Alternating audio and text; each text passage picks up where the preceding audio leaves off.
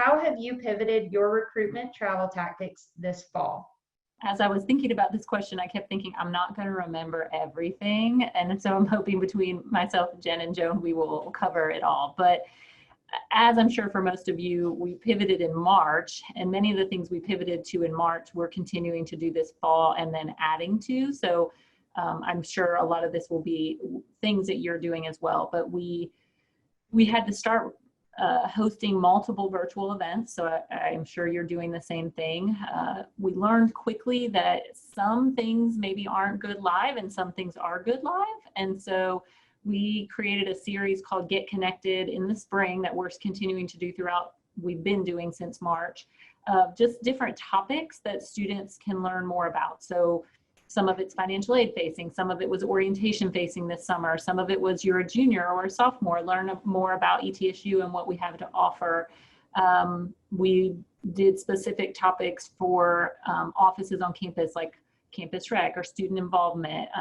The list could go on and on. We decided to record those in advance, but premiere them on Facebook, which allowed us to look as if the event was live. People could ask questions in the comment section on Facebook Live, but we weren't live. And so we didn't have to stress about a potential bombing, Zoom bombing, or event like that that might have derailed the event. So that was good. That was a smart tactic that we learned that was really helpful, and we're continuing to do that with some of our events. We definitely do some of our events live. So other live events, we're hosting this fall something called the Etsu Experience. We're offering it 3 days a week for any student, prospective student, and their family to join us. We're hosting those at on different days and at different times every week, so that we can just identify what times do people want to come and what times will we get the largest crowd. And so we're just kind of trying it at different days and times, and we'll start to see what happens. And that's really a 30-minute overview of the institution, kind of the wow bang, this is why you should be a student here. And then allowing 30 extra minutes at the end. If people want to stay and ask questions, they can do so. So it's not a long event. They could be in and out in 30 minutes, maybe even ask a question during that period of time. But if they want to stick around and talk to a recruiter, they can do that. I will say that all the things we're doing, our president is very involved in. I think that's played a role in people wanting to come to those events and hear from him. And so lots of virtual events, that's one of them, but lots of opportunities like that. So connections with our high school counselor. We actually had an event today for high school counselors. We're hosting several of those where they're just based on population. So whether you're local or you're regional or you're in-state, out-of-state, border county, we're hosting events that we would have normally hosted in person for high school counselors, but virtually. Just an opportunity again for them to hear from us, learn about the institution, ask questions, learn about our colleges. One thing that we are doing in person is we developed Bucky, who is our mascot, Bucky's ETSU Road Show. And so Bucky, which is really our recruiters, are going out on the road and hosting events outside, mostly in a safe environment. So we're setting up a bunch of ETSU tents and signs, and Bucky might be at some of these events, and people can drive up. They can sign up in advance online and come to those events and meet one-on-one with our recruitment staff. So it might be more three-on-one, a student and their family and our recruiter, but it's outside. There's a table in between them. They get a free t-shirt, an ETSU cookie, and just an opportunity to have a conversation, since we're not as able to go to fairs or in-person events. So that's an in-person thing we are doing, and we're doing that throughout the region. I think we're going to 47 cities in 6 states within September and October, and we're going to try to expand that after. We are offering on-campus tours. We are doing 9 to 10 people max at a time. We increase the number of campus tours because of the limited number of people that could attend. So we offer 4 a day. We used to offer 2 a day. And those are Monday through Saturday, every day of the week, and they're filling every day of the week, which speaks to students' desire to be on our campuses and meet us. Those are kind of the big overarching. There's a lot of other things we're doing, but I don't want to take away from Jen and Joan, who may share some of the same stuff with you. But kind of learning all the way along. We have been invited, as I'm sure you are, to many recruitment events throughout our region, and we're continuing to do those. Most have turned virtual. But we have gone and been to some in-person college fairs, but those are very few and far between. But if invited, we have received approval from our institution for our office to travel. And so we are able to do that. So just a little bit about us. Feel free to ask me questions at any point when we get to that. And I'll hand it off to, I don't know who's next, but I think it might be Jen. We also pivoted our tactics very early on. We actually were scheduled for an open house in April, and we went ahead and did an open house, or kind of our first live production, and got a little bit of the virtual open house bug then. It was very stressful initially, but then it got to be really fun, and tried to pretend like it was a talk show, because I can tell you what, it's difficult to speak to people when you cannot see them. I think we forget that. So we have had several virtual open houses, and although I was sharing with my colleagues before we went live that we have seen a really high registration number, higher than what we would actually see in person. We don't see the attendance rate that we would typically have seen in person. And we try not to look at that as a terrible thing. At least we're getting some exposure. We're getting the students in our pipeline so that we're able to follow up with them. So we try not to get too discouraged when we only have a 25 or 35% show rate. Over the summer, we did a lot of kind of series, as Heather kind of mentioned. We did something called Freshman Friday and Transfer Tuesdays, where we provided opportunities for prospective freshman students, and then of course transfer students, to log in weekly and register so that they could hear from different aspects, an admissions coordinator, and then different aspects that we were showcasing for a specific week, whether it be something about student life or some sort of service that we were highlighting on our freshman side. We have done a lot of one-on-one events, virtual events with families. You can register to speak with an admissions coordinator throughout the entire day, including some evening hours on Tuesdays and Thursdays and Saturdays as well. We are also offering college visits, classroom visits. A lot of our schools here in the area are doing kind of a hybrid model. And although their students are in school some of the time, they are not inviting visitors in right now for obvious reasons. So we've been reaching out to this counselors and talking with them specifically about the best way to get in front of their students. We just had our state articulation event, and that was virtual yesterday, which was really fun. They had over 1,500 people register for that event, and so they did it on YouTube. So they broadcasted live over YouTube, which is something that we haven't tried yet. We've been using Zoom, but it seemed to be a really nice venue to host a lot of people. We too, like Heather and I'm sure Joan, have been getting inundated with the virtual college fairs. They seem to be coming out of the woodwork. So we've been doing that, and there doesn't seem to be any generalization with regards to what is required. And so we've been working our university communications team a lot to set up all these virtual booths for us. Some are very simple and some are much more elaborate.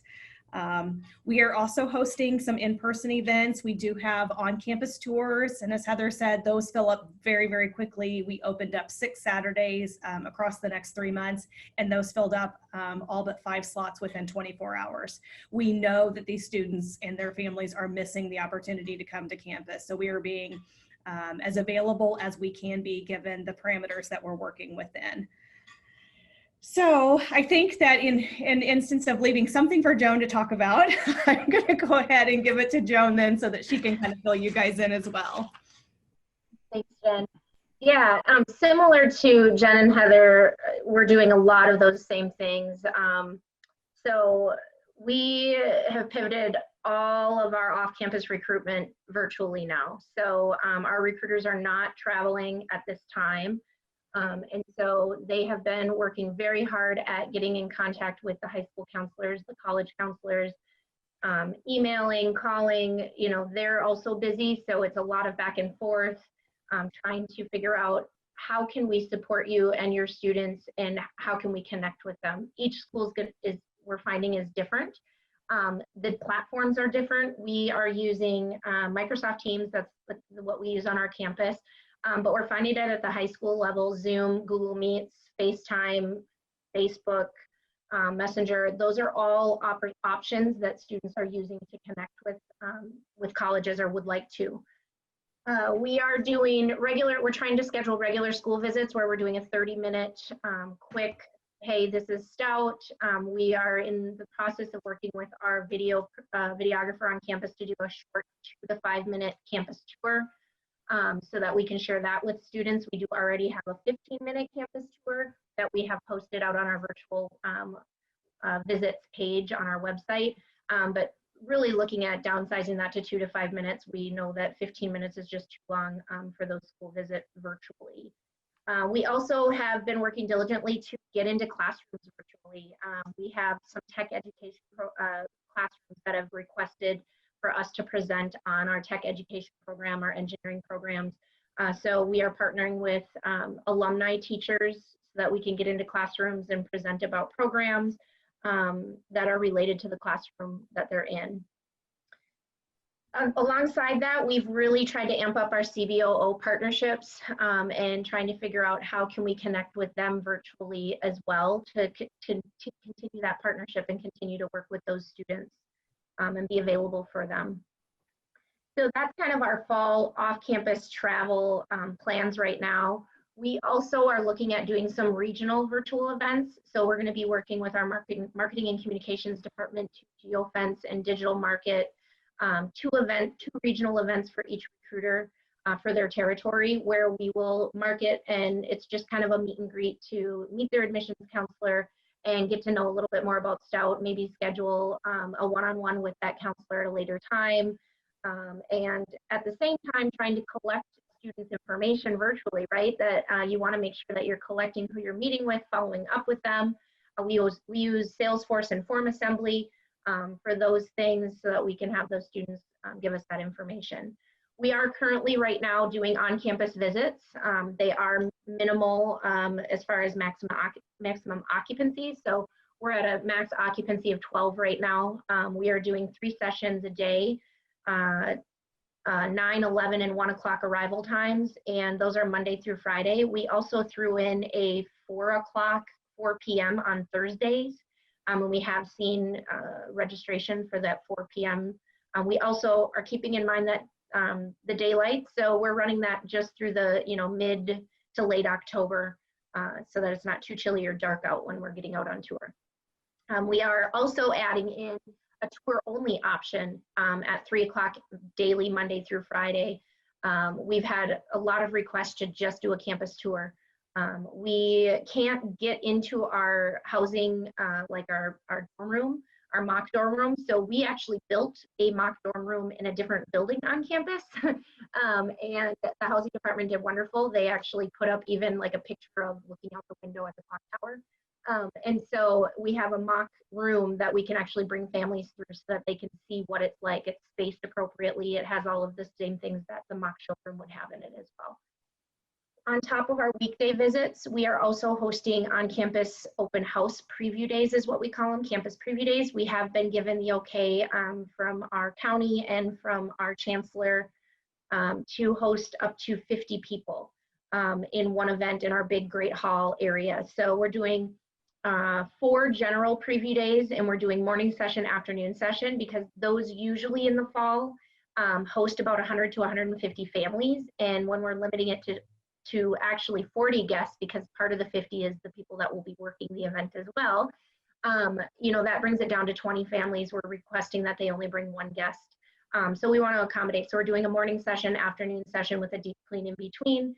Those general days are just, we are hosting an informational fair, so they get to meet with financial aid, athletics, IT, to talk about our laptop program, different offices around campus. We have an admission session, student panel, campus tour.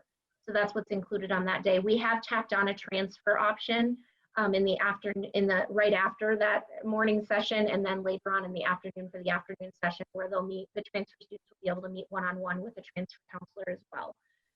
In addition to the regular general preview days, we have a large school of art and design on our campus and a large school of engineering. So we've decided to host a art-specific preview day, art and design, and an engineering preview day, and those registrations are filling up. And in addition to our regular general preview day, they will have a virtual academic expo where we have a dean, associate dean, department chair that will be presenting on all of the engineering and all of the School of Art and Design programs, and then the option to tour facilities within those areas. We are hosting Saturday events as well. We have 2 planned for this fall. And then we've also partnered with our athletics. We're Division III, but because of the numbers, the limited maximum number of people that can attend one of our weekday sessions, the coaches were finding it hard to get those students registered because they were filling up so fast. And sometimes the family is, we can come 2 days from now, and we're full. So we are offering our athletic department Monday, Wednesday, Friday, 11 o'clock admission session where we actually go down to the athletic department and do a presentation for the athletic recruits that are coming in as well. We've done live student panels where we've had virtual live student panels. We are also part of the UW system. They host UW system workshops. So where they moved virtually this fall. And the first event was yesterday, and they had over 350, I believe, high school counselors that joined to learn about the 13 four-year state institutions in the UW system. So those will continue through the rest of this week and next week. So that's something else that we're using as a recruitment tool as well.